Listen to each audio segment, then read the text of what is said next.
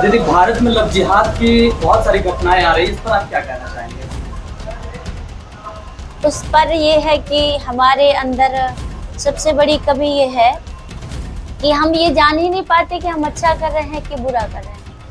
अगर आज किसी श्रद्धा के 35 टुकड़े हुए हैं तो उसकी मनमानी के कारण ना, आज अगर वो उसके माता पिता जिसके लिए रो रहे हैं, जिस माता पिता ने 9 महीने पेट में रखा माँ ने और गर्भ में जब उसका जन्म हुआ तो अपना पाल पोष कर बड़ा किया, और आज जब हम लोग अपने माता पिता के लायक बन गए या फिर हम अपने जीवन में कुछ अच्छा करने के योग्य बन गए तो हम अपनी मनमानी करना शुरू कर दिए। हम ये भी नहीं जानते कि हमारे लायक कौन है या लायक कौन नहीं है। जब हमारे इस शिक्षा से हमको ये भी जानकारी नहीं होती कि हम किसके लायक है किसके नहीं है, तो फिर इसके आगे शब्द ही कहाँ है। ये तो हम हर व्यक्ति को खुद समझना चाहिए ना कि आखिर मैं गलत करने जा रहा हूँ या सही करने जा रहा हूँ।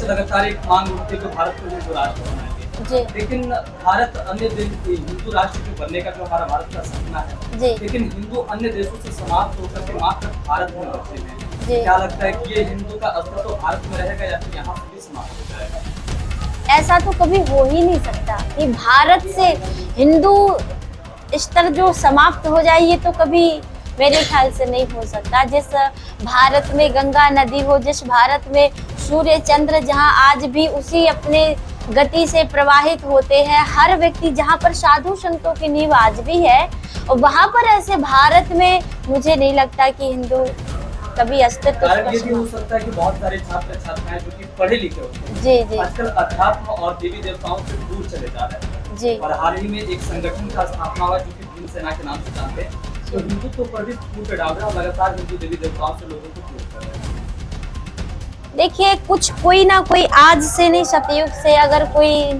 1000 सपोर्टर है तो 2-4 द्वंद खड़े करने वाले उठते जरूर हैं, लेकिन मेरा तो यही कहना है कि जो हमारे धर्म पर उंगली उठाएगा, जो हमारे हिंदुत्व पर उंगली उठाएगा, ऐसा व्यक्ति का जीवन वास्तव में किसी काम का नहीं। लास्ट सवाल होगा कि भारत में हिंदू के ऊपर जातिवाद की संख्या बहुत ज्यादा है जी, लगभग बहुत छोटे जात कहा जाता है, बड़े जात कहा जाता है, मध्य जात का जी। क्या कहना चाहेंगे, क्या लगता है जातिवाद होना चाहिए? नहीं, कोई अछूत है? देखिए, मेरे ख्याल से तो भगवान राम ने सबरी को भी स्थान दिया। भगवान राम से बड़ा कोई इस संसार में तो है नहीं। पूरे संसार में जो अखिल ब्रह्मांड का नायक है, सारे संसार का रचयिता है, वो बनाने वाला है, वो मिटाने वाला भी। अगर वो राम आके किसी केवट को, किसी निषाद को गले लगा सकता है, किसी शबरी को एक अधम जाति से उठाकर उसको इतना बड़ा पद दे सकते हैं, तो हम और आप कौन होते हैं? मेरे ख्याल से भगवान कहते हैं जो धर्म से जुड़े हैं, जाति पाति पूछे नहीं कोई, हरि को भजे सो हरि का कोई। लेकिन हाँ, आज की समाज में जो जातिवाद उठ रहा है उसमें लोगों का अलग ही अपना अपना महत्व है। कोई अपनी जाति को आगे ले जाना चाहता, कोई अपनी जाति को, तो निश्चित है विवाद होगा। तो इसके लिए एक समाज में एक दूसरे को समझने की ज्यादा आवश्यकता है।